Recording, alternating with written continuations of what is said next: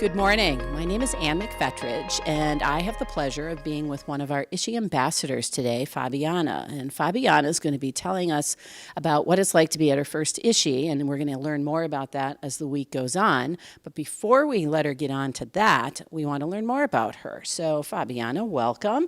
Can you tell us a little bit more about your research and where you're from and what you're hoping to do this week? Good morning, Han. Thank you so much for having me today. So I'm coming from Italy. I come from Rome exactly. And I'm at the fourth year of my PhD in forensic chemistry at Florida International University, and I work in Dr. McCord's lab. Actually, for me, it's an honor to be here. It's my first time, my first meeting. Nothing could be better to attend the ISHI meeting on DNA and forensic. My research actually is focused on finding a different strategy, an alternative way to for human identification.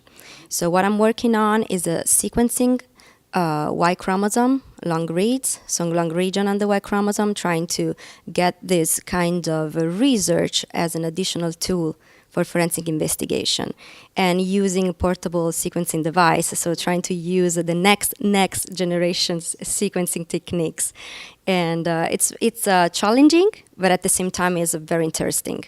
So I hope that this kind of research could be something like at the basis for new studies and help like this, the forensic investigations. Well, that sounds terrific. I am in awe of you because pursuing a PhD program is incredibly challenging, and particularly when you're dealing with stress, and you happen to be a mother as well of a 2-year-old.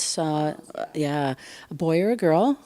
Okay, I have a boy too. We should talk. We should talk. But so you're almost finished with your program. What do you think you'd like to do as a career after you've gotten your PhD? So thinking about what happened exactly, yes, 20 months ago when I got the baby, it happened everything at the second year of PhD that everyone said is the hardest part. So everything was a little bit more struggling. I mean, the challenge is real, but at the same time, you need to find the way to organize yourself and understand what's the big purpose behind. So what I'm doing, I'm not doing just for myself. I'm doing for my family, and I'm doing for every sacrifice that I did in my life. I left everyone to come here. I come alone, and like most of the international students that trying to pursue their dream. So what I see, or what I would try to become, it's a good forensic scientist, someone that can teach other people how to focus themselves on their research, and I hope to do a great job. So I would see myself in the academia, like a research professor, like my PI actually. I really would like to pursue this kind of career. At first, when I was younger, I wanted myself like in a crime scene investigator, watching the TV shows. But then I realized what's behind this kind of job, and I think that delivered the message. That's what we are doing here. So that's why I'm expecting to do here this week. Using the social media, as I told also in the video, in the introductory video that I had for the contest, trying to deliver the message to the young generation and say, this is an amazing job. You have to pay a price like for everything. It's a sacrifice, it's challenging, but at the end, everything will be worth. That's terrific, and I agree with you. You've had a great role model in Bruce McCord. I admire him so much and the work that he's doing, and I'm thrilled that you're pursuing academia because, as you said, teaching is a real critical part of this as we bring on the next generation of scientists. So what made you want to be an ISHI ambassador? Why were you excited about the opportunity? So first, as I received the email, for me was kind of, yes, that's my chance. I never had the chance to attend a meeting because in my past research, I didn't have this opportunity. Then I had the baby. So I said, yes, this is my chance to attend the meeting, to meet such a great researcher, and to have the chance to use the social media to deliver that message. That's for me, it's very important. What is real forensic science? How wide is the subject of the forensic investigation? How we can improve? How we can get everything better? I mean, I'm a kind of a dreamer, but I think that if you don't dream a little bit, even in a science field, you cannot go so far. So that make me feel like, yes, I have to try to be an ISHI ambassador, because I think that I can help, that I can make other people, show other people what's forensic science using social media, and get them interested to the subject. So, was there anyone in particular or any incident that inspired you to be a forensic science? I mean, there are lots of sciences to go in. So, what made you choose forensic science? So I was exactly 15 years old. I was starting my biology classes at school. So one of my teacher was trying to help us understand science, made us read a magazine of science. At first, one of the first paper and article that I found was about fingerprints. And I got so fascinated. So the first thing that I did was using the powder of my mom, of the makeup, to get my fingerprint on the table, on the chair. And I really got crazy about it. I really love it. So I said, okay, what they are using this? I was very young to understand all the process, but I got really passionate to that. And so I said, I would like to be one of the person that help to discover and help solving crimes. I was very young, but I was already passionate about the idea of solving crimes and everything. So it started when I was around 15. So, getting your PhD is pretty stressful, right? You also have the added stress of trying to balance being a mom. So, how are you handling that stress? What are you doing to relieve that stress? It's a very good question and a hard one, because I'm still in that moment of my life where I'm trying really to organize myself again, because the baby is still young, and even if it goes to daycare, this means the same, that sometimes I cannot say, okay, I'm going to study tonight. I'm also finishing my class. This is going to be my last class. So hopefully I'm going to get done this. And before there was also teaching. Now actually I don't teach this semester. So it's hard, but as I already mentioned, if you think about the bigger purpose, the greatest one that you have, the greatest goal, you're trying to organize yourself, you're trying to manage everything, and you can get it done. Of course, I cannot tell you that it's not stressful or that I'm not stressed. I'm also an anxious person, so you can imagine what does it mean.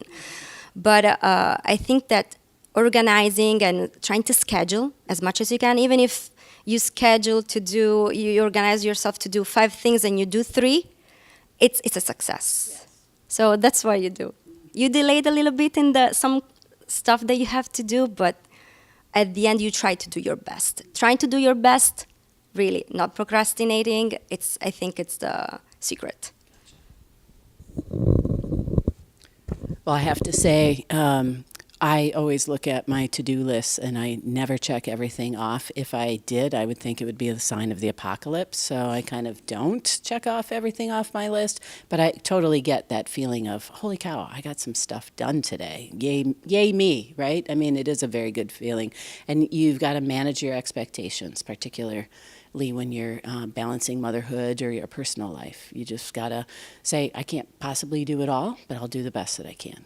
And good for you for learning that at an earlier age than I did. So what do you think the hardest part of being a graduate student is? You're being pulled in many directions, but is there one particular aspect of it that is harder than others? For sure, since I'm someone that wants to have the control of everything, it's hard when, science fails sometimes. So your experiment, your research, you want to go through a direction, but sometimes it doesn't happen. And that's very hard. It's hard to understand that can happen. It's hard to understand that sometimes what you're expecting to have, it doesn't. So trying to not give up on your expectation. Try always to ask for the best, and don't give up and don't be disappointed from the result. But I think this is the hardest part for me, to manage with my experiment and with my research. Yes, this is. I totally understand that, because I'm also somebody who likes to have a lot of control. So let's switch gears a little bit. If you could have one superpower, what would it be?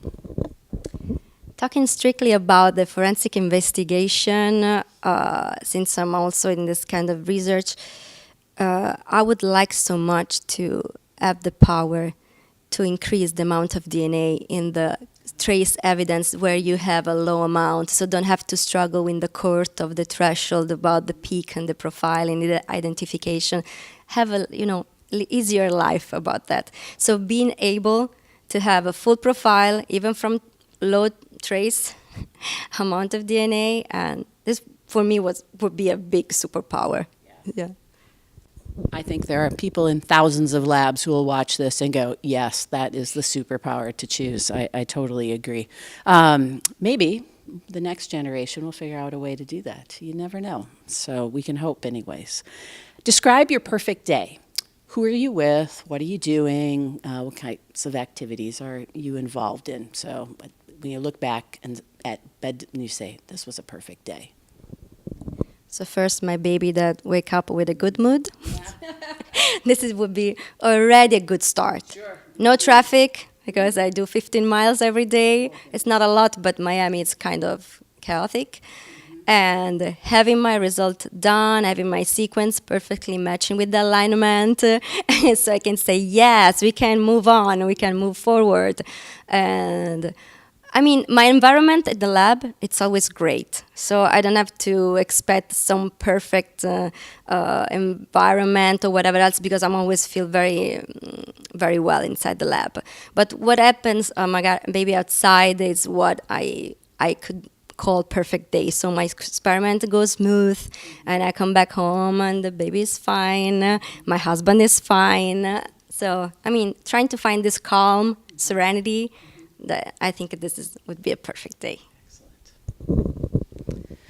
So you are younger than I am, so I'm in a different generation than you are, and you are coming into this a little bit later than your typical PhD student. So if you had hopes for the next generation of forensic scientists, what would they be, if you could describe those to us? So for sure, my experience, so what I've done so far, it was a choice that I made for myself, for my future.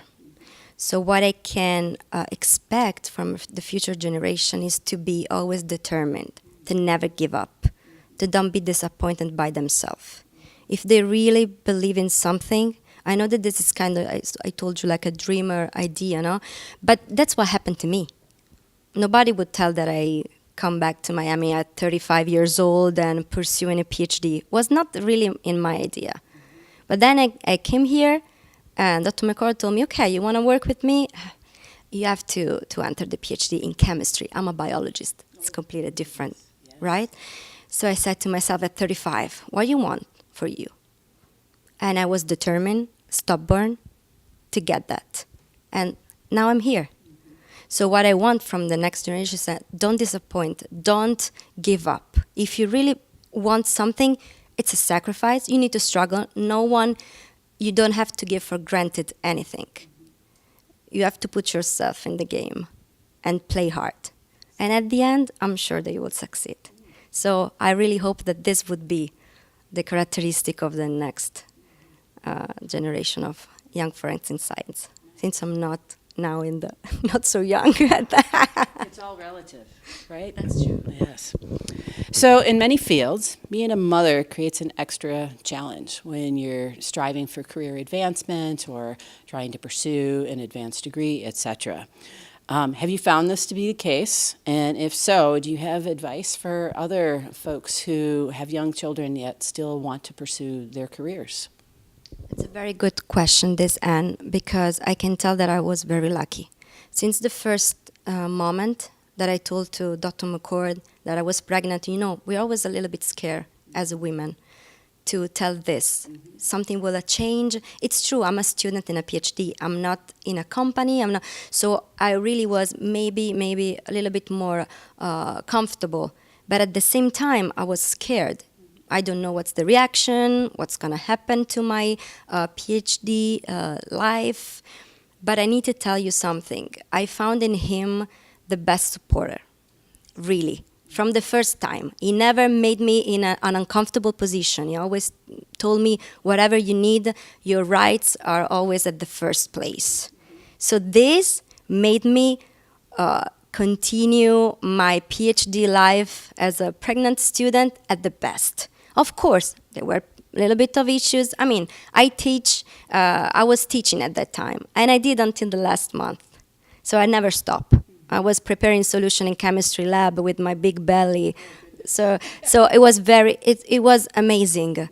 But nothing could be the same without a support. So since my family is far, everyone is in Italy, I found in him the best supporter. So I really didn't have this problem.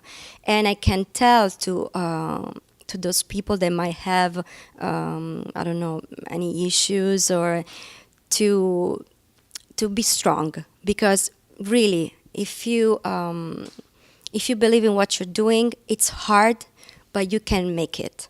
And I think that also having a support, it's the most important thing.